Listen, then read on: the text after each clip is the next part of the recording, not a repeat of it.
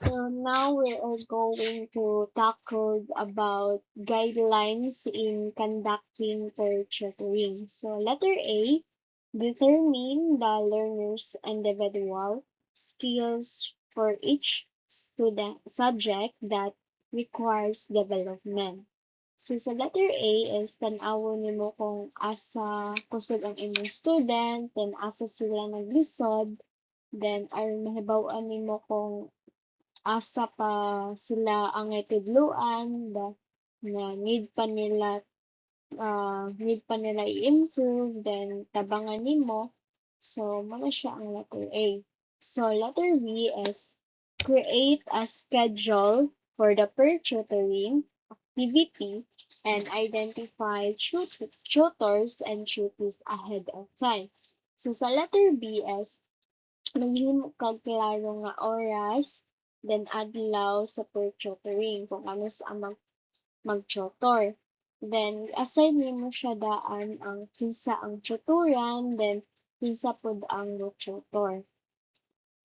Then C is provide explicit instruction on what and how to execute the identified activity, who to tutor, and how to deal with the duty. So sa letter C, ipasabot sa tutor kung unsang buhaton, then unsaon pagpasabot sa lesson, then kinsa ang tudloan, then unsaon pag-attenan sa duty aron kanang duty sa karong nga pamaagi. So letter B is prior to the activity, identify specific learning activities, supplies, and proper tutor behavior.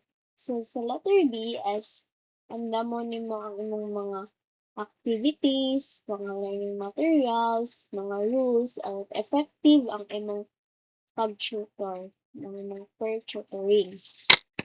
So, then E is if necessary, create individual modules and worksheets for pupils. So, this sa letter E is maghimo kag laing-laing module or worksheets nga angay ra pud sa level sa imong students sa ilang kinahanglanon.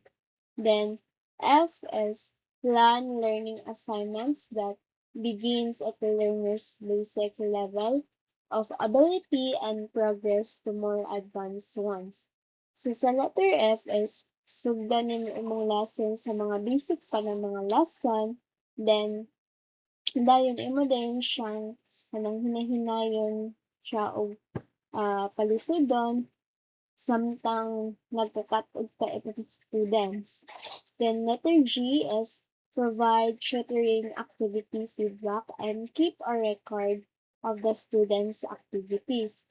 Then there is a G is sortihan nimo imong students kung unsa ang sakto, then unsa pang angay nila improve para ma-aware sila, then i-list mo ilang progress also para masubaybay ang ilang pagkat-on. So, mano siya ang mga guidelines in conducting per tutoring.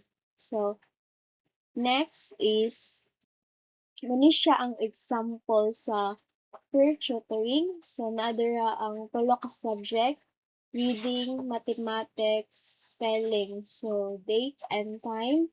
So, laylay siya mga date sa Tuesday, lahi, reading.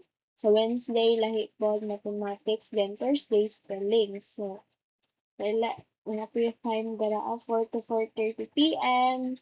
Then, ang learning task sa reading is to improve reading of sites.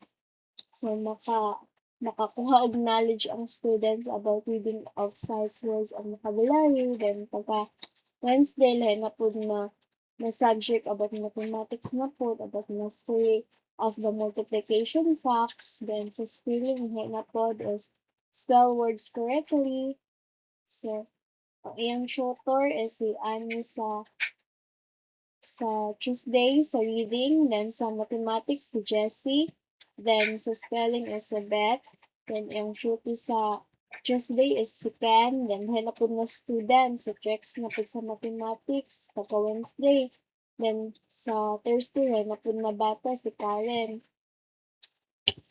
Then, so ang materials na ilang panggamiton, so ang materials na gamiton sa reading, nagamit siya of word cards of sight words, cut out letters, then treatise worksheet. Then sa mathematics, nagamit po siya flashcard, Lego blocks, treatise worksheet. Then sa spelling, nagamit po siya word cards also. Then with picture, word cards with missing letters of the word, then treatise of worksheets. So, mali siya iyang panggamiton aron mas masabtan sa students ang iyang lesson. Then, muna dahil ni ang procedure kung saan niya pagbuhat, kung saan niya pagtudlo no, sa iyang lesson. So, dire sa reading na siya review the phonetic sounds of letter, present the sight words, and sa mathematics na po siya mag-present siya multiplication facts of table. Example is 2 times 3 equals 6. Then, there is a spelling, mag-present po siya word card with picture. So, next is say with clearly phonetic sound of every letters in word. So, mano siya ang mga procedure na ilang pang buhaton aron mas masabtan jud sa students ang ilang lesson, no?